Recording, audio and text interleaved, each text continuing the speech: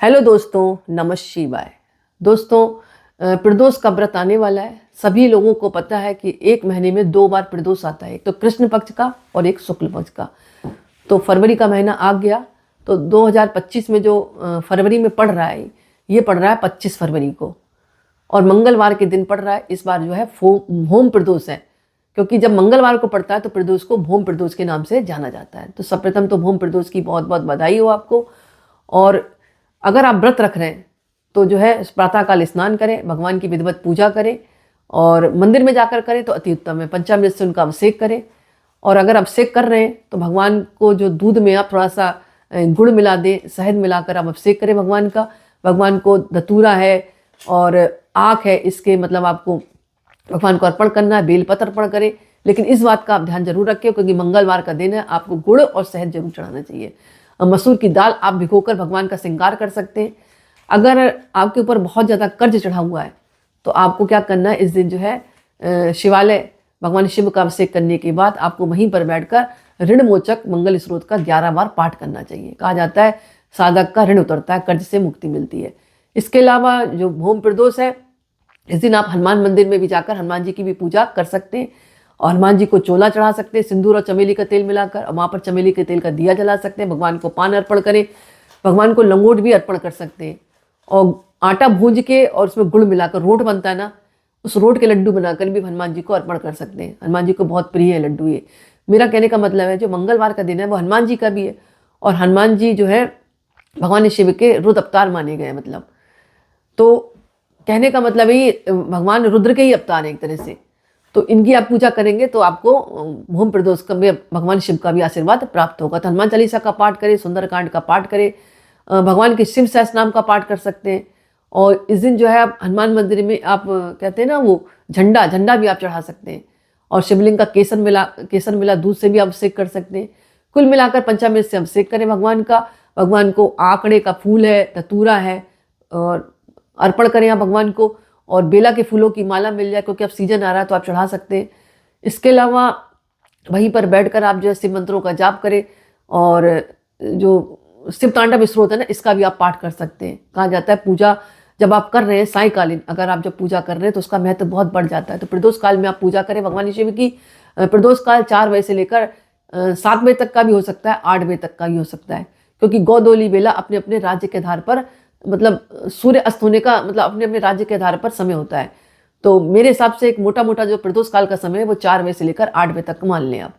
तो आप पूजा कर लें। शिवालय आसपास हो तो वहाँ पर आप दीपक जरूर प्रज्वलित करें, और भगवान शिव का जो भी परिवार है पूरा परिवार सहित उनका पूजन करें मंदिर में जाकर। इसके अलावा आप जो है बेलपत्र के नीचे दिया जला सकते हैं इस दिन, क्योंकि मंगलवार का दिन है और मतलब प्रदोष पड़ रहा है। तो विशेषकर आप जो है हनुमान जी की पूजा भी करें, भगवान शिव की भी पूजा आप करें। हो सके तो लाल रंग के कपड़े पहने, क्योंकि हनुमान जी का दिन भी माना गया है मंगलवार भोम प्रदोष। और अगर आप मूंगा धारण करने की सोच रहे हैं तो आप जो है मूंगा धारण इस दिन कर सकते हैं। इसके अलावा आप जो है बजरंग बाण का पाठ कर सकते हैं, और बूंदी के लड्डू चढ़ाकर छोटे छोटे बटुक होते हैं ना, उनको भी आप दान दे सकते हैं। और इस दिन जो है आप हो सके तो हनुमान मंदिर में भी जाकर पान का बीड़ा भगवान को जरूर अर्पण करें। तो इस तरह आप अपनी सामर्थ्य के अनुसार जैसा जो अर्पण कर सकते हैं आप अर्पण करें। अब समय ऋतुफल चल रहे हैं तो ऋतुफल आप अर्पण कर सकते हैं भगवान को। और एक काम और कर सकते हैं आप इस दिन शिवालय जाकर, मतलब जो नीम का पेड़ मिले ना आपको शिवालय में या हनुमान मंदिर में जाकर, वहाँ पर जरूर आप दिया भी जलाएं। एक बेलपत्र पर आपको दिया जलाना है और नीम के पेड़ पर भी आपको दिया जलाना है। इसका कारण क्या है, बेलपत्र में भगवान शिव का निवास बताया गया है और जो नीम है उसमें हनुमान जी का। तो आप दोनों की पूजा करें, क्योंकि रुद्र अवतार बताए गए हनुमान जी भी। तो इस बात का आप ध्यान रखें। मंगल देव को प्रसन्न करने के लिए आप मंगल देव मंत्रों का जाप कर सकते हैं, ओम मंगलाय नमः, ओम मंगलाय नमः, इस तरह। और मंगल देव को प्रसन्न करेंगे क्योंकि भूमि पुत्र बताए गए हैं। तो हो सके तो आप रात्रि के समय भूमि इस दिन बिल्कुल ना खोदें। जब सूर्य अस्त होता है ना उसके बाद आपको भूमि बिल्कुल नहीं खोदनी है। इस बात का आप ध्यान रखें। और इस दिन जो है किसी को सताएं नहीं, अगर व्रत रख रही हैं, किसी की निंदा चुगली ना करें आप। मतलब मन को सात्विक प्रवृत्ति में आप रखें। एक टाइम का भोजन कर सकते हैं, फलाहार भी रख सकते हैं, वो अपनी इच्छा के अनुसार आप जैसे व्रत कर रहे हैं वैसे आप करें। और विशेषकर एक बात ये आती है कि जितना आप शिव मंत्रों का जाप करेंगे, माँ पार्वती की पूजा करेंगे, श्री गणेश की पूजा करेंगे, यानी भगवान शिव का जो पूरा परिवार है उनकी आप पूजा करें और पूजा करने के बाद माथा टेक कर भगवान शिव से आशीर्वाद लेकर आए और थोड़ा सा जल बचा कर भी ले आए। उस जल को बचाने के बाद अपने पूरे घर में आप छिड़क सकते हैं। इससे भी जो है भगवान आपके घर की जितनी भी निगेटिव एनर्जी वो दूर करेंगे और घर में सुख समृद्धि का निवास बना रहेगा। यहाँ पर एक बात ये आती है कि आप जो है इस दिन मतलब मंदिर में जाकर पूजा करते हैं तो आपको अनंत गुना फल की प्राप्ति होती है। और अगर आपको मंदिर नहीं जा पा रहे हैं, बहुत दूर है मंदिर, तो निराश ना हो, घर पर ही बैठकर पूजा करें। कोई फोटो हो उसके आगे बैठकर आप दिया जलाकर शिव चालीसा पढ़ सकते हैं, शिव सहस्त्रनाम का पाठ कर सकते हैं, हनुमान जी की पूजा कर सकते हैं। ऐसी कोई बाउंडेशन नहीं कि आपको मंदिर में ही जाकर करनी है।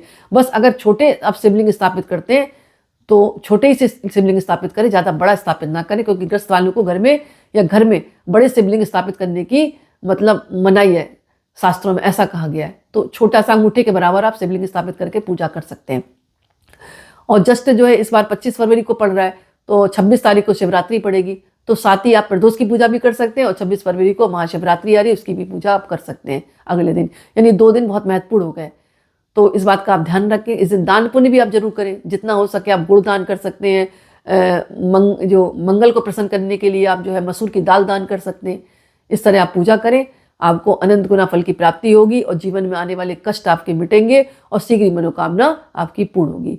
और अगर व्रत रख रहे हैं आप तो आप जो है शाम के समय कथा का भी आप श्रवण जरूर करें। तो दोस्तों आज का वीडियो मैं ही समाप्त करती। पसंद आए तो लाइक करें, कमेंट्स में नमः शिवाय जरूर लिखें।